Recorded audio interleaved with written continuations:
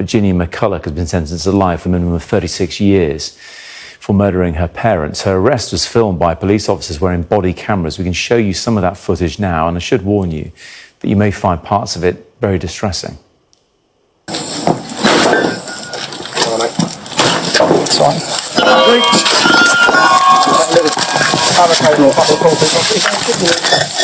No one in here at the moment. Hold on. The police. Got it. Stay where you are. Stay where you are. Show me. Stay where you are. Show your hands. Yeah. Jenny. Yep. Jenny. Yeah. Cool. The time is 12:12. You're under arrest on suspicion of murder against Jonathan McCullough and Elias McCullough. Yeah. Okay? So you don't have to say anything, but it may harm defence. You do No, not I just mention take my coffee. when questioned, so much like report anything you do so have the evidence. Okay? Alright, your arrest is I'll necessary go for a right. breach of the Is there anything in the pot? Essex seemed ordinary on September 15th, 2023. Police officers approached a modest home on Pump Hill, their footsteps breaking the morning silence. What began as a routine welfare check would soon transform into one of the UK's most disturbing murder cases. Body cam footage captured the moment officers entered the McCullough residence. The curtains had remained drawn for years, neighbors later recalled. Inside, they encountered Virginia McCullough, the 35-year-old daughter who lived alone in the family home. Or so everyone thought, as officers revealed why they were there. Concerns about her elderly parents who hadn't been seen for years. Virginia's response left them stunned. With unsettling composure, she simply stated, "Cheer up, at least you've caught the bad guy."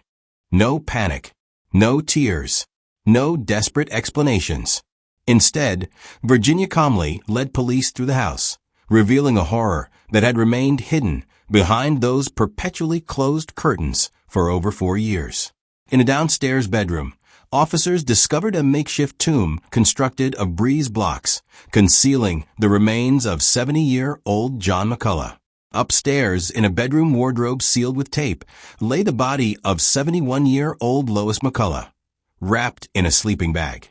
For 1,551 days, from June 2019 until that September morning in 2023, Virginia had lived in this house with her parents' decomposing bodies. She collected their pensions, used their credit cards, and maintained an elaborate fiction that they were still alive, sending cards and messages to family members while impersonating the dead. The case would reveal a daughter's ultimate betrayal, a meticulously planned double murder motivated by financial desperation and executed with cold calculation. Virginia had poisoned her father with crushed sedatives in his drinks. When the same method failed to kill her mother, she attacked her with a hammer before fatally stabbing her. Most disturbing was how Virginia described the attack on her mother. It was like someone badly playing the xylophone, revealing a detachment that would chill even seasoned investigators. Have you ever wondered what secrets might be hiding behind your neighbor's drawn curtains? What dark realities might exist just feet away from where you live your everyday life? Let me know in the comments where you're watching from, and if this case reminds you of anything that's happened in your community. This is the story of Virginia McCullough, a woman who murdered her parents, lived with their bodies for 4 years, and nearly got away with it. A story that proves sometimes the most dangerous threats aren't strangers, but those closest to home. Before we dive into this chilling case of deception and murder that remained hidden for 4 years, take a moment to hit that subscribe button and turn on notifications. DarkTrace Crime Stories brings you the most thorough analysis of true crime cases you won't find anywhere else. If you appreciate detailed investigations that respect the victims while exposing the truth, this channel is for you. Now, let's explore the disturbing case of Virginia McCullough and the secrets she kept behind closed curtains. To neighbors in Great Baddow, the McCullough home on Pump Hill appeared unremarkable. The modest house, with its consistently drawn curtains, raised few questions. After all, John and Lois were known to be private people in their 70s with health issues. John battled hypertension, diabetes, high cholesterol, and glaucoma, while Lois struggled with agoraphobia and obsessive-compulsive tendencies. Their reduced visibility seemed natural. Virginia McCullough, their youngest daughter born in October 1987, had cultivated a peculiar but seemingly benign reputation in the community. Described by some as socially awkward, she nonetheless presented herself as charitable and attentive. She would offer coffee to visitors, distribute unexpected gifts, and dispense unsolicited advice to local shopkeepers. This generosity, though sometimes perceived as odd, effectively masked a much darker reality. Behind this veneer of normalcy, Virginia had constructed an intricate deception.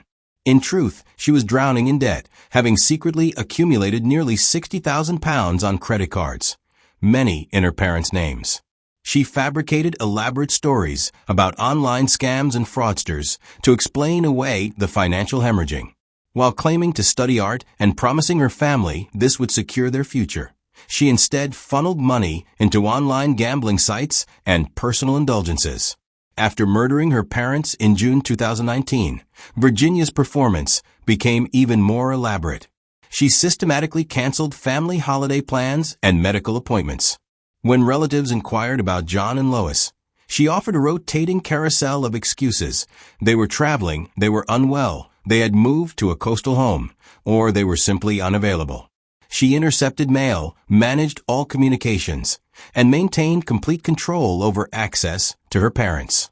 The arrival of the COVID-19 pandemic in 2020 provided Virginia with a perfect cover.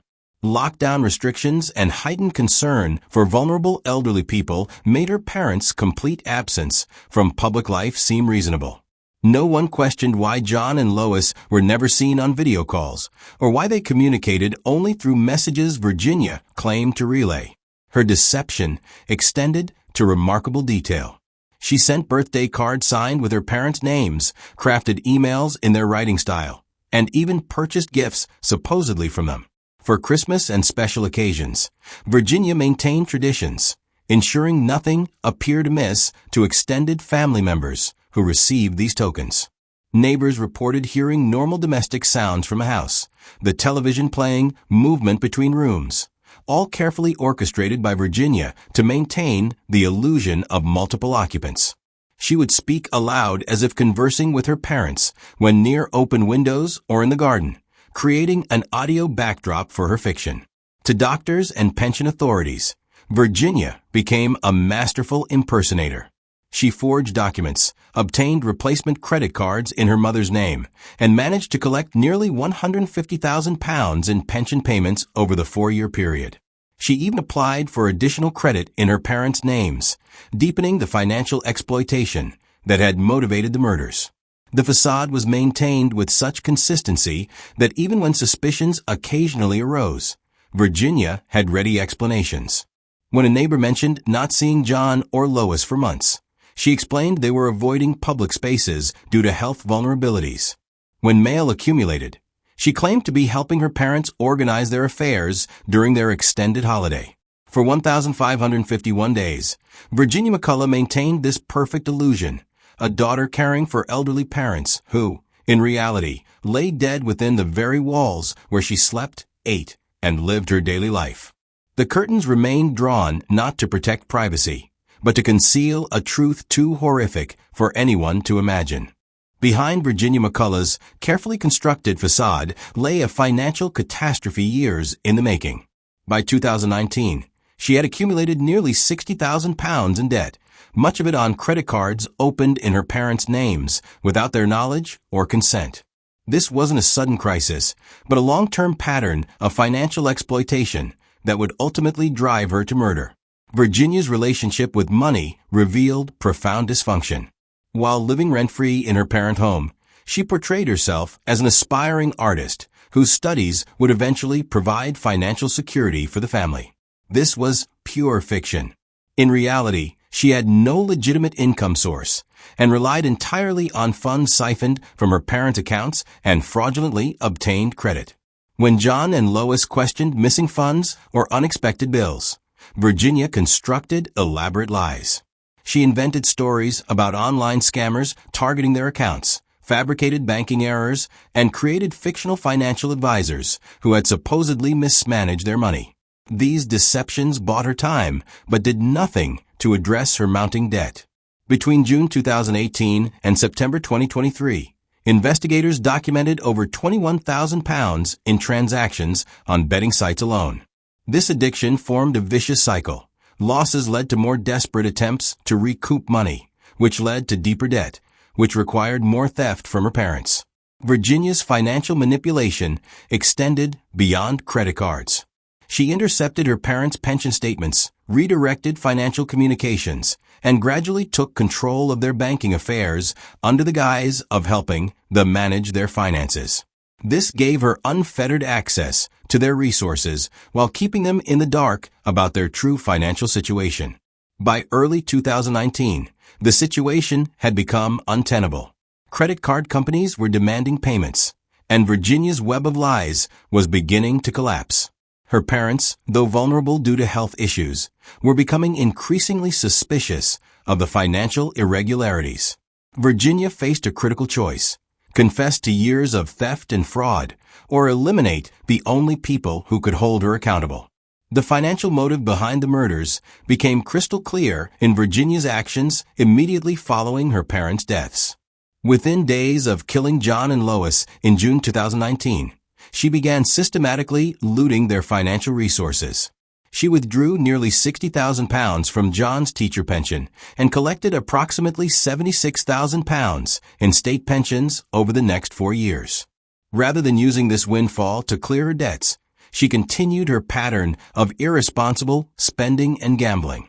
Perhaps most revealing was her purchase of plastic gloves and sleeping bags using John's credit card immediately after the murders, items used in concealing her parents' bodies. Even in the aftermath of killing, her financial exploitation continued without pause or apparent remorse. Virginia's scheme extended to remarkable lengths. She obtained a replacement credit card in Lois's name after her death, continuing to make purchases and withdrawals as if her mother were still alive. She maintained regular patterns of spending that wouldn't trigger fraud alerts, carefully managing withdrawal amounts to avoid scrutiny from financial institutions. The financial benefits Virginia derived from her parents' deaths were substantial. Beyond the pension payments, she gained complete control of their home, eliminating her housing costs. She no longer needed to hide credit card statements or explain missing funds. The financial pressure that had been building for years was temporarily relieved, at the cost of 2 lives. Investigators would later determine that Virginia's financial exploitation netted her approximately £149,000 in the years following the murders. This sum represented not just money, but freedom from the consequences of her previous deceptions. Every pension payment collected, every credit card transaction approved, reinforced her belief that she had escaped accountability. What makes this case particularly disturbing is how financial desperation transformed into calculated violence. Virginia's path from fraud to murder reveals how financial exploitation often escalates when perpetrators fear exposure. The murders weren't crimes of passion, but the logical conclusion of years of financial predation. A daughter who decided her parents were worth more dead than alive, their continued existence a threat to her financial security and freedom from consequences. Virginia McCullough's transition from financial fraudster to murderer wasn't impulsive. It was methodical, deliberate, and planned over several months. Court evidence would later reveal a timeline of preparation that began in March 2019, 3 months before she would ultimately take her parents' lives. The first phase of Virginia's plan involved gathering the tools for murder.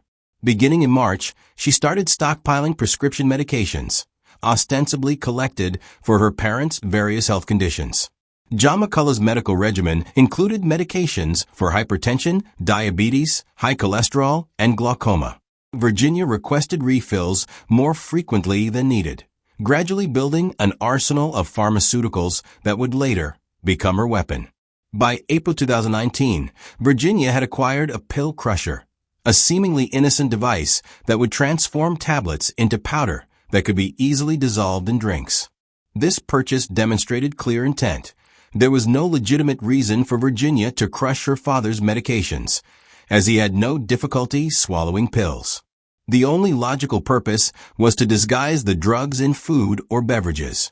May 2019 marked an escalation in Virginia's preparations. She purchased a knife, later determined to be the weapon used to fatally stab her mother. This acquisition, coming after months of medication stockpiling, indicated Virginia had moved beyond merely contemplating murder to actively preparing for it. She was assembling the tools needed for different scenarios, recognizing that poisoning alone might not be sufficient. The timeline of Virginia's preparations reveals a woman who understood her parents' vulnerabilities and exploited them. She knew her father enjoyed alcoholic beverages. Guinness and brandy were his favorites. These drinks, with their strong flavors, would effectively mask the taste of crushed medications. She was equally aware of her mother's routines, including when she would be in bed listening to the radio, knowledge that would later facilitate her attack. Virginia's planning extended beyond the murders themselves to their aftermath. Before June 2019, she had already begun laying groundwork for her parents' disappearance. She mentioned to neighbors that her parents were considering extended travel. She gradually reduced their social interactions, creating distance between John and Lois and their community. This isolation ensured fewer people would question their absence. Financial preparations were equally thorough. Virginia ensured she had access to all her parents' accounts, knew their passwords, and could mimic their signatures. She studied their communication patterns, enabling her to later impersonate them in letters, emails, and cards. She even practiced their handwriting, a skill that would prove crucial in maintaining her deception for years. By early June 2019, Virginia had positioned herself as the exclusive gatekeeper to her parents. She managed their medications, controlled their communications, and monitored their interactions with the outside world. This complete isolation created the perfect conditions for murder without witnesses or immediate discovery. The final days before the murders saw Virginia making practical arrangements. She cleared space in the downstairs bedroom and gathered materials that would later be used to construct her father's makeshift tomb. She ensured the house curtains remained consistently drawn, establishing a pattern that wouldn't seem suspicious after her parents disappeared. On June 17, 2019, in the quiet home on Pump Hill in Great Baddow, Virginia McCullough put her deadly plan into action. After months of preparation, the day had arrived to eliminate the two people who stood between her and financial freedom, her own parents. That evening, Virginia approached her 70-year-old father, John McCullough, with drinks she had specially prepared. John, a retired business studies lecturer from Anglia Ruskin University, had no reason to suspect his youngest daughter's intentions as she handed him his favorite beverages, Guinness and brandy. Unknown to him, Virginia had crushed sedative medications into a lethal dose and dissolved them in his drinks. John consumed the poisoned beverages, unaware that each sip brought him closer to death. Virginia later admitted to investigators that she watched and waited as the drugs took effect, observing her father becoming increasingly drowsy. She believed he was merely unconscious when she left him that night. The next morning, Virginia returned to check on her father and discovered he had died from the overdose. Rather than calling emergency services or reporting his death, she immediately shifted her focus to her mother, the only witness to her crime and the only person who might question her father's sudden passing. Lois McCullough, 71, suffered from agoraphobia and rarely left the family home. On that same day, Virginia prepared a similar concoction of crushed sedatives for her mother. However, the poisoning attempt failed to kill Lois. The drugs sedated her but did not prove fatal. Faced with this unexpected complication, Virginia escalated to direct violence. As Lois lay in bed listening to the radio, Virginia retrieved a hammer. In a moment that revealed her profound detachment, Virginia approached her vulnerable mother and began striking her repeatedly with the hammer. During her later confession, Virginia described this attack with disturbing emotional distance, stating that hitting her mother's head was like someone badly playing the xylophone, a comparison that shocked even experienced investigators with its callousness. When the hammer blows didn't immediately kill Lois, Virginia grabbed the knife she had purchased weeks earlier. She stabbed her mother multiple times, finally ending her life. The medical examiner would later determine that Lois died from a combination of blunt force trauma and stab wounds, evidence of Virginia's determination to complete her deadly mission despite initial setbacks. With both parents now dead, Virginia displayed no panic or remorse. Instead, she moved with calculated precision to conceal her crimes. She immediately used her father's credit card to purchase plastic gloves and sleeping bags, tools for handling and containing the bodies. This immediate, practical response demonstrated that Virginia had mentally prepared not just for killing her parents, but for living with the aftermath of her actions. For John's body, Virginia constructed what investigators would later call a homemade mausoleum in his downstairs bedroom. She stacked breeze blocks to create a tomb-like structure, placed his body inside, and sealed it. She then covered this makeshift crypt with sleeping bags, artwork, and blankets to disguise its true purpose and contain any odors of decomposition. Lois's body received different treatment. Virginia wrapped her mother's remains in a sleeping bag and concealed them in an upstairs wardrobe. She sealed the wardrobe with tape to prevent odors from escaping and covered it with additional items to make it appear as simply another storage space in the home. Within hours of committing double murder, Virginia had transformed from daughter to killer to evidence technician, methodically eliminating traces of her crimes while preparing for years of deception. There were no moments of hesitation, no signs of emotional breakdown. The clinical nature of her actions both during and after the murders pointed to a mind focused solely on self-preservation. Perhaps most disturbing was Virginia's ability to transition immediately to her new reality. The same day she murdered her parents, she began implementing her cover story. She canceled upcoming appointments, prepared explanations for their absence, and settled into living in a home that now contained her darkest secret. The murders of John and Lois McCullough weren't crimes of passion or momentary madness. They were the cold, calculated actions of a daughter who had decided her parents were more valuable dead than alive. A financial calculation paid in blood that would remain hidden behind drawn curtains for 4 long years. With her parents dead and their bodies concealed within the family home, Virginia McCullough began what would become one of the most prolonged and intricate cover-ups in British criminal history. For the next 1,551 days, from June 2019 until September 2023, she would live alongside her victims while convincing the world they were still alive. She developed a comprehensive system of impersonation and deception that would fool family, friends, neighbors, and authorities for years. For family members, Virginia crafted a rotating series of explanations for why they couldn't see or speak directly with John and Lois. She told some relatives they had moved to a coastal home for retirement. To others, she claimed they were traveling extensively. When pressed for direct contact, she would explain they were too unwell for visitors or calls. She maintained these fictions with remarkable consistency, adapting her stories to address specific questions without contradicting her previous claims. Virginia's impersonation skills proved crucial to her deception. She sent birthday cards and holiday greetings signed with her parents' names, carefully mimicking their handwriting styles. She composed emails in their voice, maintaining their writing patterns and references to past events. She even purchased gifts supposedly from them, ensuring they matched her parents' typical taste and spending habits. These tangible proofs of life helped quell any emerging suspicions among extended family. Financial institutions and government agencies were similarly deceived. Virginia continued collecting her father's teacher pension, approximately £60,000 over 4 years, and both parents' day pensions, around £76,000.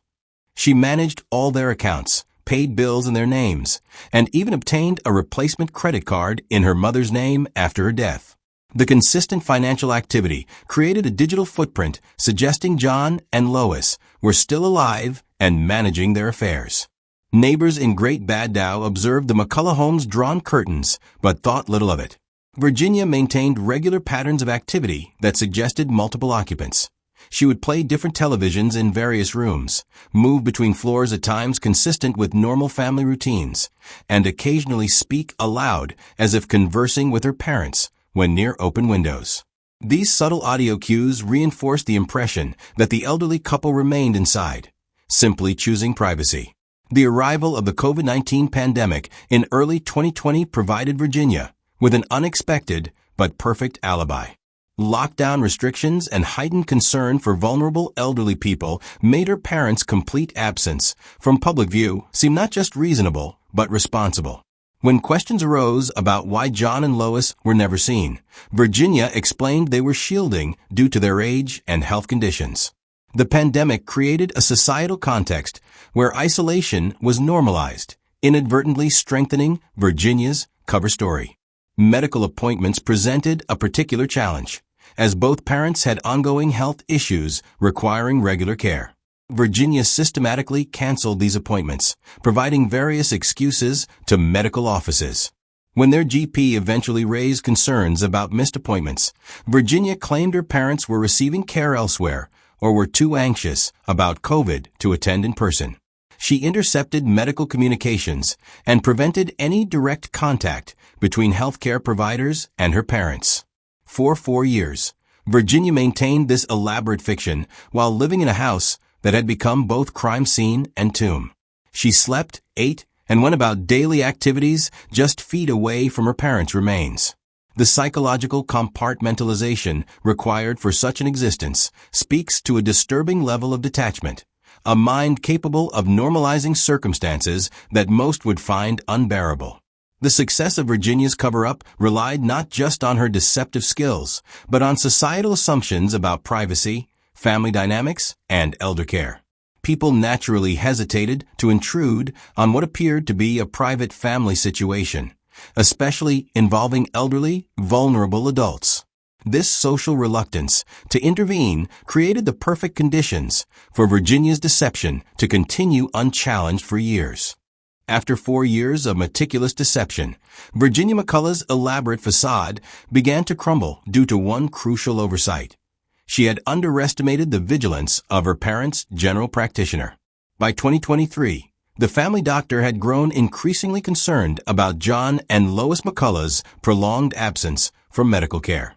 John, with his hypertension, diabetes, high cholesterol, and glaucoma, required regular monitoring and medication adjustments. Lois, who struggled with agoraphobia and obsessive-compulsive tendencies, similarly needed ongoing care. Their complete disappearance from the medical system for years was not just unusual, it was potentially dangerous. The GP had accepted Virginia's various excuses initially. Her parents were traveling, they were seeing specialists elsewhere. They were avoiding medical facilities due to COVID concerns. But as time passed and prescriptions went uncollected, these explanations became less credible. Medical professionals are trained to recognize patterns of avoidance that might indicate elder abuse or neglect.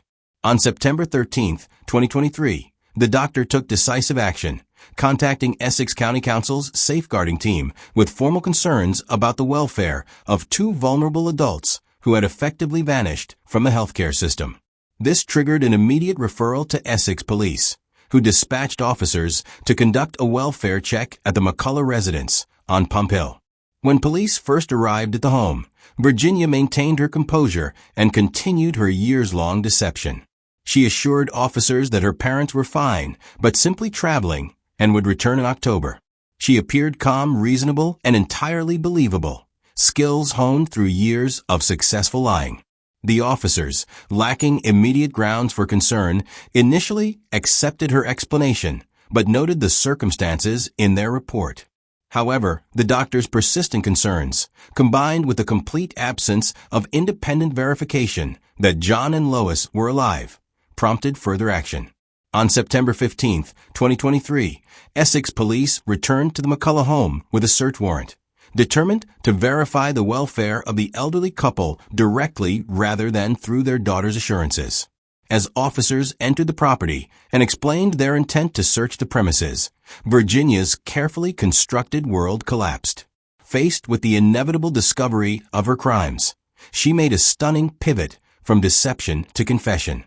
"Cheer up, at least you've caught the bad guy," she told the officers with disturbing composure, immediately admitting responsibility for her parents' deaths.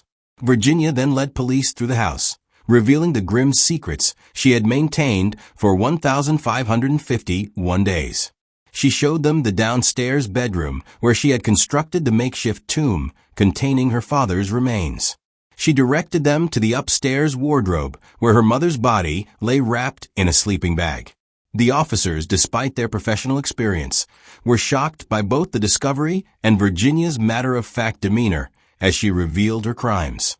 Body cam footage captured Virginia's calm, almost detached manner as she guided police through the crime scene.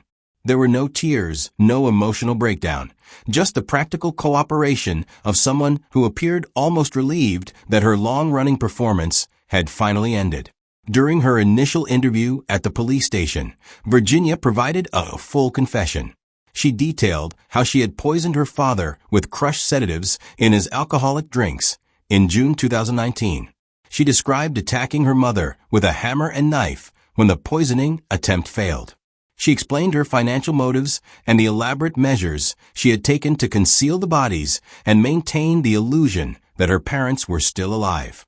The confession was remarkable not just for its completeness, but for Virginia's apparent lack of remorse or emotional distress. She spoke about murdering her parents and living with their bodies for years as if describing ordinary household management decisions. At one point, she even claimed she was a happier person in prison than she had been maintaining her deception, a statement that highlighted her profound psychological detachment. After 4 years of lies, the truth had finally emerged, not through Virginia's conscience or a mistake in her cover-up, but because one dedicated healthcare professional refused to accept that 2 vulnerable patients could simply vanish without trace. Following her arrest in September 2023, Virginia McCullough entered the criminal justice system, facing the most serious charges in British law, 2 counts of murder.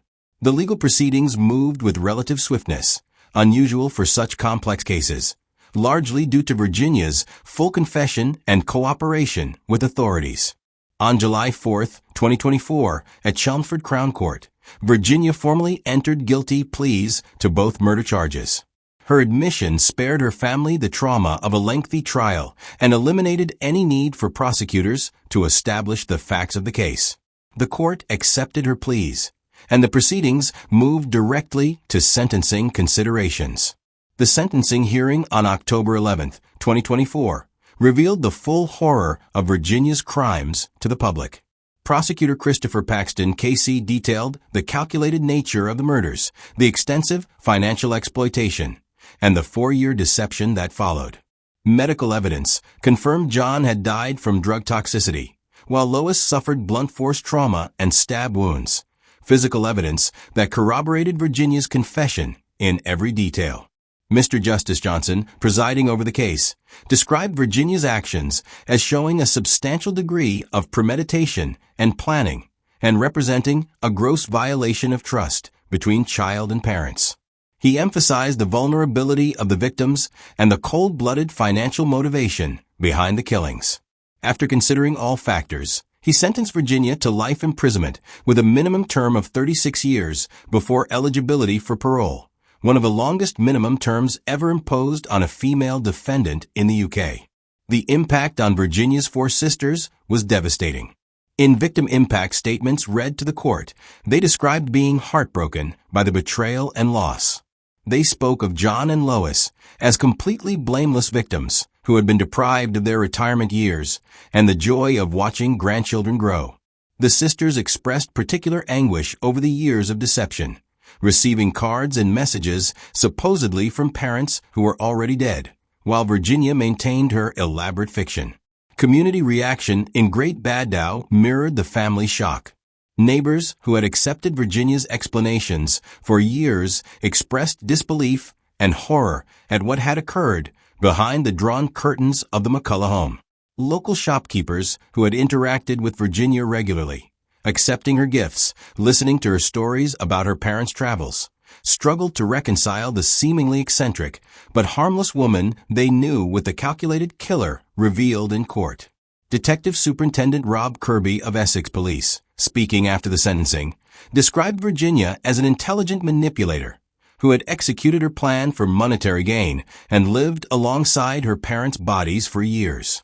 He noted that the case had deeply affected even experienced officers, who were shocked by both the nature of the crimes and Virginia's apparent detachment from their gravity. Perhaps most disturbing was Virginia's own statement during proceedings that she was a happier person in prison than she had been while maintaining her deception. This declaration suggested not remorse but relief, as if the burden of her 4-year performance had been more troubling to her than the murders themselves or the consequences she now faced. The McCullough home on Pump Hill, once an unremarkable suburban residence, became a macabre landmark, a place where neighbors now walked past with knowledge of the horrors it had contained. Essex County Council and local police used the case to launch awareness campaigns about elder abuse and financial exploitation, hoping to prevent similar tragedies through earlier intervention. For Virginia's sisters, justice brought closure, but not healing. They had lost not only their parents to murder, but also their sister to an unfathomable betrayal. The family was left to grapple with impossible questions. How had they missed the signs? Could they have intervened? What had transformed their youngest sister into someone capable of such calculated violence against the people who had raised her?